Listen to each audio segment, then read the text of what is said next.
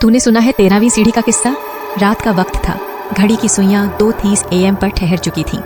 बाहर तेज हवा चल रही थी, खिड़कियां हिल रही थीं और कमरे में बस 2 लोग बैठे थे, राहुल और अजय। हाथों में गर्म चाय थी, लेकिन उस कहानी ने उनकी रीढ़ में ठंडक भर दी थी। कौन सी कहानी? अजय ने संदेह से पूछा। राहुल ने एक लंबी सांस ली और धीमे स्वर में कहा, शहर से 20 किलोमीटर दूर जंगल के बीचों बीच एक पुरानी सीढ़ी है जिसे लोग 13वीं सीढ़ी कहते हैं। कहते हैं अगर कोई रात के ठीक 3 बजे वहाँ चढ़े तो वापस नहीं लौटता। अजय हल्का सा हंसा। अरे भाई, ऐसी कहानियां तो हर जगह सुनने को मिलती हैं। हाँ, लेकिन इस कहानी में कुछ अलग है। रात 2:45 बजे पहाड़ी की ओर राहुल और अजय उस सुनसान पहाड़ी पर पहुंचे। चारों तरफ घना अंधेरा था।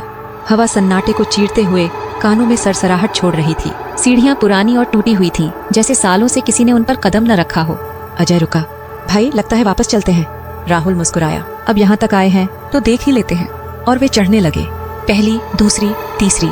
जंगल और गहरा लगता जा रहा था। हवा अचानक ठंडी हो गई थी। छठी, 7वीं, 8वीं। पीछे से किसी के चलने की हल्की हल्की आवाजें आने लगी। दोनों रुके, चारों तरफ देखा। वहां कोई नहीं था। 9वीं, 10वीं, 11वीं। अजय ने राहुल का हाथ पकड़ लिया। कुछ गड़बड़ है भाई। 12वीं। अचानक ठंडी हवा का एक जोरदार झोंका आया और किसी के धीमे धीमे हंसने की आवाज गूंजी। राहुल ने धीरे धीरे ऊपर देखा। वे 13वीं सीढ़ी पर थे।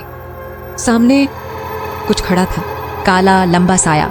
उसकी आंखें 2 गहरे गड्ढों जैसी थीं, जिनमें से अंधेरा रिस रहा था। जैसे ही उसने मुंह खोला, उसका जबड़ा असामान्य रूप से फैलने लगा। अब तुम वापस नहीं जा सकते। फिर सब कुछ काला हो गया। अगली सुबह गांव के लोगों ने पहाड़ी से किसी की चीखने की आवाज सुनी थी। जब वे वहां पहुंचे तो सीढ़ी वही थी, मगर राहुल और अजय का कोई नामो निशान नहीं था। बस 13वीं सीढ़ी पर ताजा खून के धब्बे थे और सीढ़ी की दीवार पर उभरे हुए अक्षर, अगला नंबर तुम्हारा है। अब बताओ, क्या तुम ये कहानी सुनने के बाद कभी 13वीं सीढ़ी पर चढ़ोगे? अगर आपको ये कहानी पसंद आई हो तो लाइक और सब्सक्राइब जरूर करें।